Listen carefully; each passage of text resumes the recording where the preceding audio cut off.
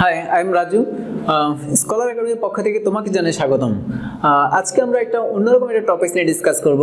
আমাদের টপিকটা হচ্ছে super but easy technique of understanding a large sentence. Okay, তার মানে হচ্ছে দুর্দান্ত কিন্তু সহজ technique of understanding a large sentence. তার মানে হচ্ছে বড় বড় এবং জটিল সেন্টেন্সগুলো বোঝার দুর্দান্ত এবং সহজ টেকনিক। ওকে, সো আমাদের সেন্টেন্সটা হচ্ছে many studies have shown that discrimination on the basis of age, marital status, sex or race may affect some groups in their attempts to gain access to private rental housing. Okay, so এই ধরনের সেন্টেন্সের ক্ষেত্রে তোমরা প্রথমে যে কাজটা করবা সেটা হচ্ছে প্রথমে নিজে নিজে অর্থ বের করার চেষ্টা করবা, প্রয়োজনীয় ডিকশনারি সহযোগিতা নিবা এবং কিছু শব্দ ক্ল্যারিফাই করে নিবা। ক্ল্যারিফাই মানে কি? কিছু শব্দ সুস্পষ্ট করে নিবা। চলো আমরা কিছু শব্দ সুস্পষ্ট করে নিই এখানে।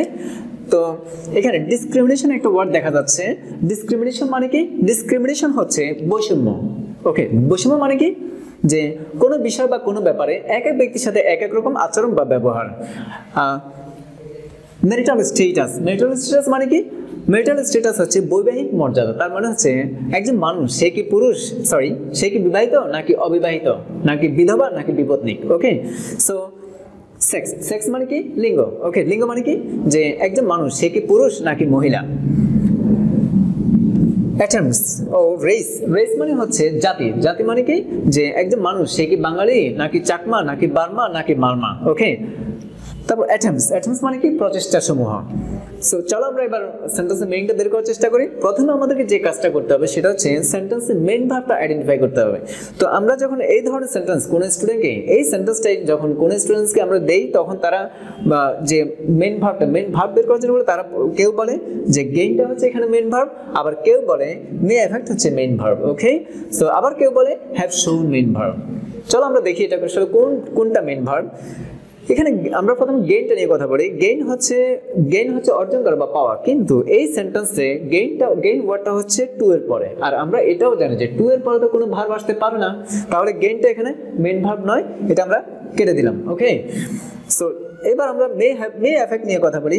মে এফেক্ট মেইন ভার্ব কিনা, মে এফেক্ট মেইন ভার্ব কিনা সেটা যাচাই করে আমাদেরকে প্রথমে বের করতে হবে যে মে এফেক্টের সাবজেক্টটাকে, মেইন সাবজেক্ট কি, মে এফেক্টের সাবজেক্ট কি। তো আমরা যদি এই ফরম্যাটে কোশ্চেন করি যে what may effect or who May effect, তখন আমরা কিন্তু মে এফেক্টের সাবজেক্টটা পেয়ে যাই।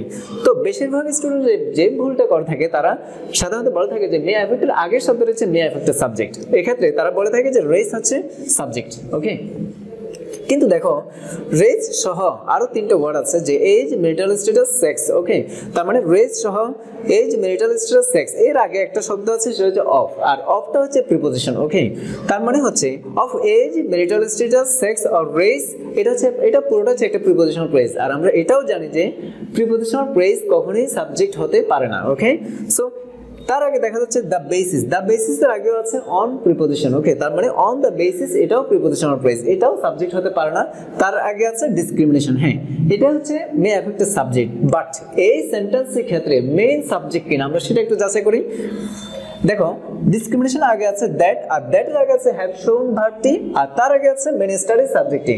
তাহলে আমরা কি বুঝলাম যে মেনি স্টাডিজটাই হচ্ছে এই সেন্টেন্সের ক্ষেত্রে মেইন সাবজেক্ট এবং হ্যাভ শোনটাই হচ্ছে মেইন ভার্ব। ওকে, তাহলে আমরা বাক্যের যে জিস্ট আমরা পাই, জিস্ট মানে কি? জিস্ট মানে হচ্ছে সারাংশ। ওকে, তো বাক্যের জিস্টটা কি দাঁড়ানো?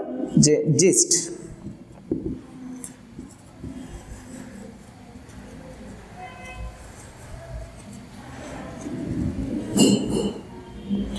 স্টাডিজ হ্যাভ শোন। এবার আমরা মিনিং বের করার চেষ্টা করি। অনেক গবেষণা দেখা গিয়েছে যে বৈষম্য, বয়স, বৈবাহিক অবস্থা, লিঙ্গ অথবা জাতির ভিত্তিতে প্রভাবিত করতে পারে কিছু গ্রুপকে তাদের প্রচেষ্টা সমূহে। দেখুন সেন্টেন্স এ পর্যন্ত আসলে আমাদের মনে হয় যেন যে সেন্টেন্সটা সাবলীল হচ্ছে না। কেন সাবলীল হচ্ছে না জানো? কারণ হচ্ছে মনে রাখবা ইংরেজি বাক্যের শব্দগুলো যে সিরিয়াল ফলো করে, বাংলা শব্দগুলো কিন্তু ওই সিরিয়াল ফলো করে না। আমরা এক্সাম্পল হিসেবে আমরা বলতে পারি যে সিট অন দ্য চেয়ার, তার মানে চেয়ার উপর বসো। দেখো বাংলা বাক্যে চেয়ারটা আসছে আগে, আর ইংলিশ বাক্যে বসা শব্দটা গেছে পরে। আর ইংলিশে দেখো সিট শব্দটা আসছে আগে, তার মানে ভার্বটা আসছে আগে, আর চেয়ার শব্দটা গেছে পরে। ওকে, আরো একটা এক্সাম্পল আমরা বলতে পারি যে